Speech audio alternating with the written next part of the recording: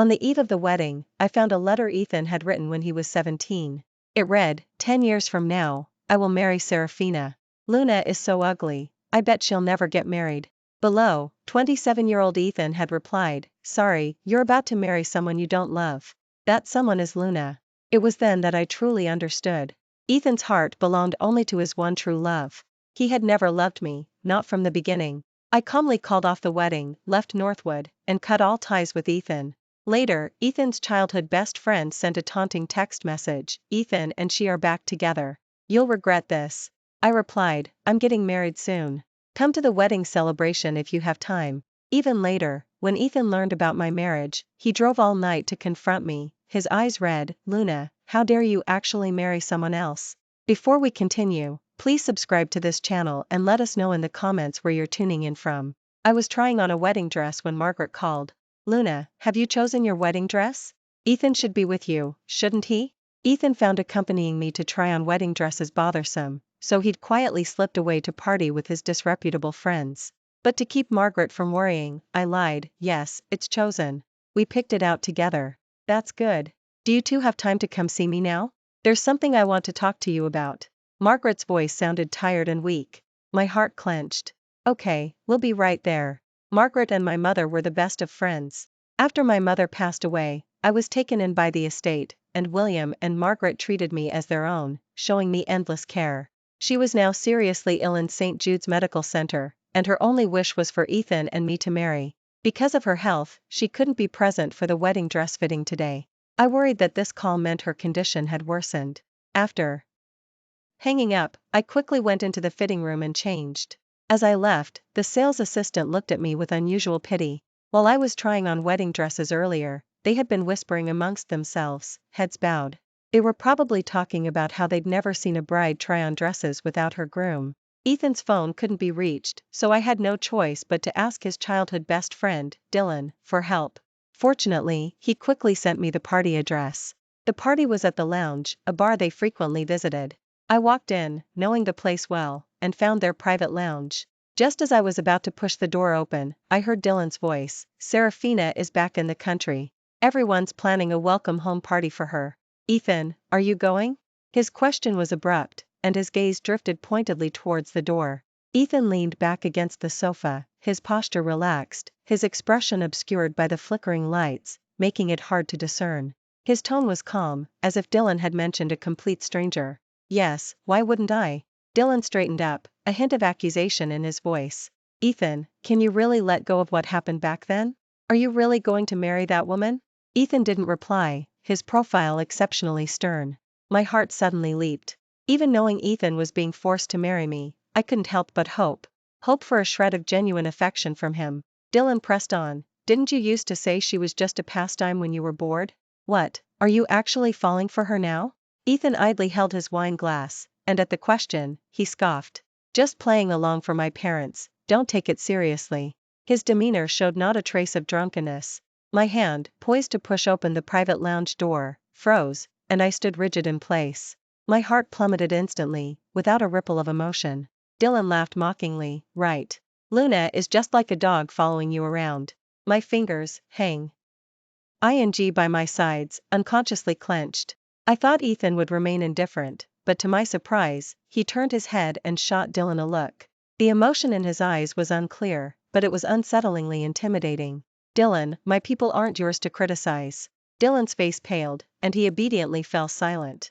After calming down, I gathered my scattered thoughts and pushed the door open. The dim private lounge was briefly illuminated by the light spilling in from the hallway. I stood at the doorway, met by the mocking gazes of Ethan's disreputable friends. Ethan, I've come to take you home. Margaret wants to see us. Ethan's expression was indifferent, without a hint of panic, as if he wasn't at all afraid that I had overheard their conversation. Ethan, is this your fiancé? Those uncomfortable gazes raked over me, making me uneasy. Ethan's eyes remained fixed elsewhere, as if I were invisible. I gripped the hem of my dress tightly and repeated, Ethan, I've come to take you home. Dylan suddenly laughed, his smile laced with blatant malice. That's not Ethan's fiancé, that's clearly a dog Ethan keeps. Ethan just beckons, and she comes wagging her tail.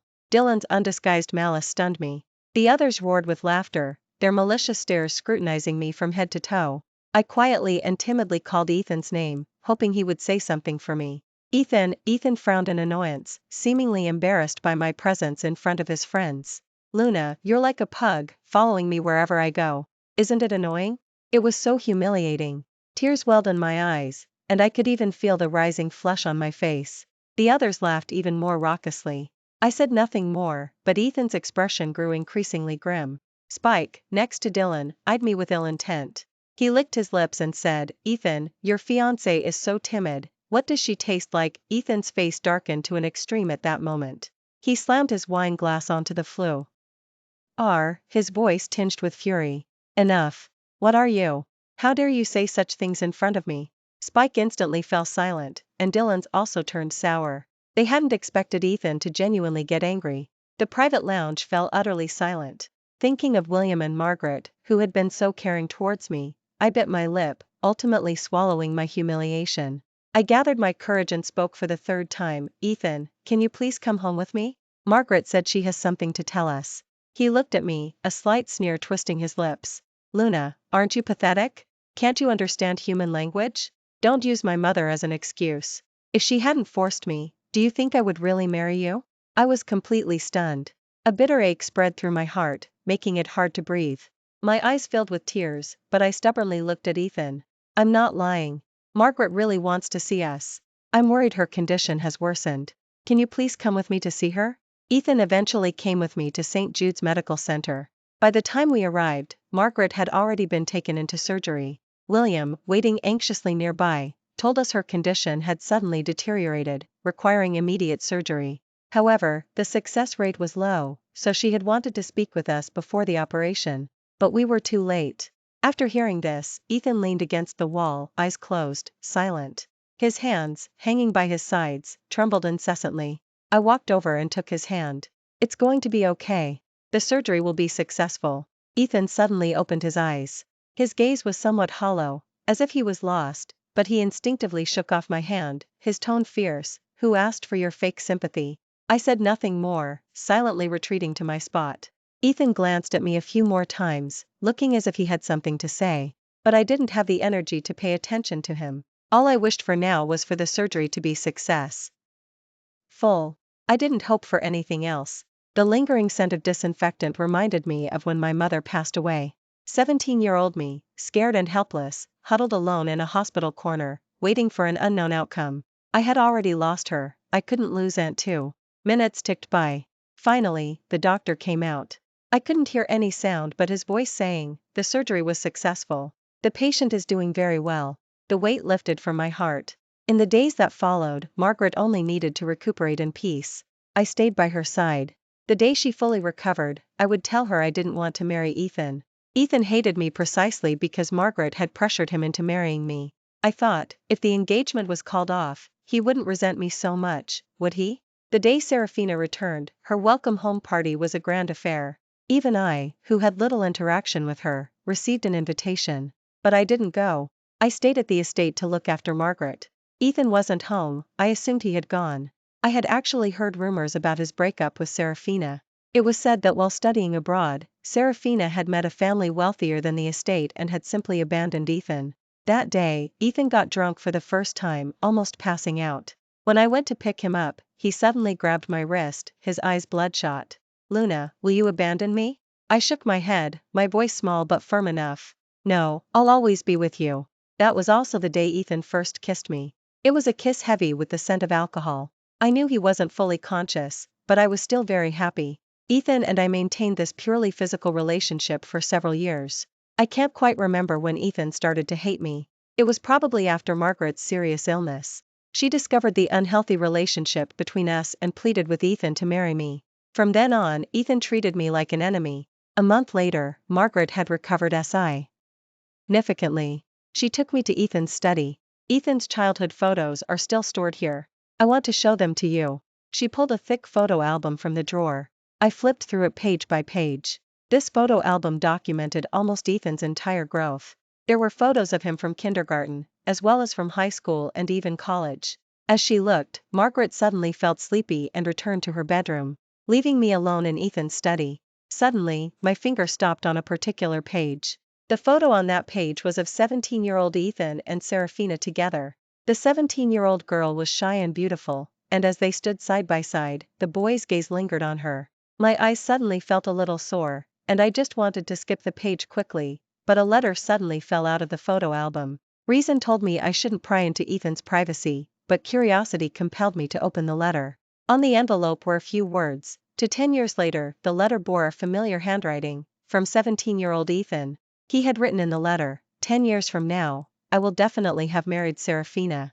Besides her, I won't like anyone else, nor will I marry anyone else. I suddenly found it a bit amusing. 17-year-old Ethan seemed too innocent compared to his current self. But the next lines made me unable to smile anymore. Why is Luna still living in my house? Please tell her not to smile at me or look at me like that, it's truly sickening. She's fat and ugly, I bet she'll never get married. My fingers clenched tightly around the envelope, and tears poured from my eyes almost uncontrollably. I suddenly remembered the first time I came to the estate. Ethan had smiled gently at me. You must be Luna. From now on, you'll be my sister, Ethan. I'll protect you and won't let anyone bully you. I had remembered that sentence ever since. At that time, I had just lost my mother and was forced into living under the generosity of others. Due to excessive grief, my weight had skyrocketed, and my face was covered in acne. No one at my new school wanted to play with me, only Ethan didn't mind me. Ethan was the only salvation of my bleak adolescence. But I never expected any of it to be real. His tenderness and concern were all an act. He was actually no different from those other people. My tears fell onto the letter, dampening a corner. I continued reading and saw a now familiar handwriting at the very end of the letter. This handwriting was very similar to 17-year-old Ethan's, yet subtly different. It was sharper. This was 27-year-old Ethan's handwriting. He had written at the end of the letter, sorry, you're about to marry someone you don't love. That someone is Luna. These two sentences were his explanation to his 17-year-old self. And the person he didn't love, written by his hand, was me. My heart ached terribly, I couldn't say a word. So, Ethan truly didn't love me. I suddenly didn't want to marry him at all. I thought, I couldn't wait for Margaret to fully recover. I held back my tears, picked up a pen, and wrote 2 more lines at the end of the letter. It's okay, Ethan, you will marry the person you love. Dylan called me then. Ethan's drunk. Come pick him up. His tone was casual and impatient. Before I could answer, he pressed on, you didn't come to Serafina's welcome home party, did you? Then, as if an idea struck him, I heard Dylan scoff through the phone. Right, the ugly duckling never dares to face the swan. The call ended. I held that letter, suddenly wanting an answer from Ethan. There were many people at the welcome home party. I searched all over and finally found Ethan in a corner. I was about to call out to him, but I froze when I saw Serafina beside him. Even though she was the guest of honor at the welcome home party, she willingly stayed by the drunken Ethan's side, never leaving him. Ethan. Serafina had always been a proud person. I had never seen her humble herself before anyone like this. She tried to reach out and help Ethan, but he dodged her touch. Weren't you quite decisive when you left? What, now you're feeling regretful? He raised an eyebrow at her, a sarcastic smile playing on his lips.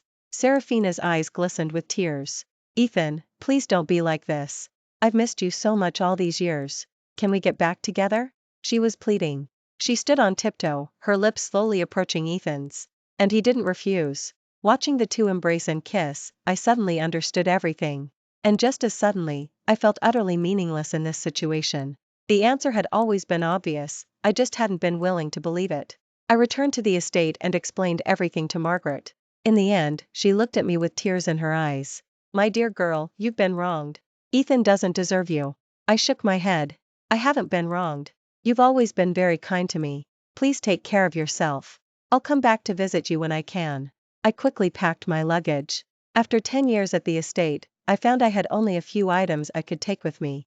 Margaret tearfully saw me off. She said I was a good girl and that I must find my own happiness in the future. I knew Margaret had many more things she wanted to say, but she was choked with emotion and couldn't utter a word.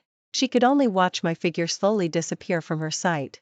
I bought a plane ticket to a small coastal town in the south. Before leaving Northwood, I received a call from Ethan.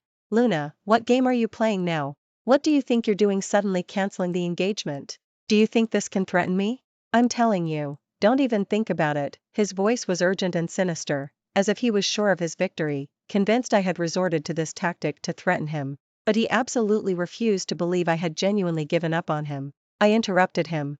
Ethan, Jen. You only don't want to marry you anymore. No matter what you think of me, just know that we won't be getting married, that's all. Ethan's voice stopped. After a long moment, he scoffed, Luna, what exactly do you want? After canceling the engagement, don't you dare regret it.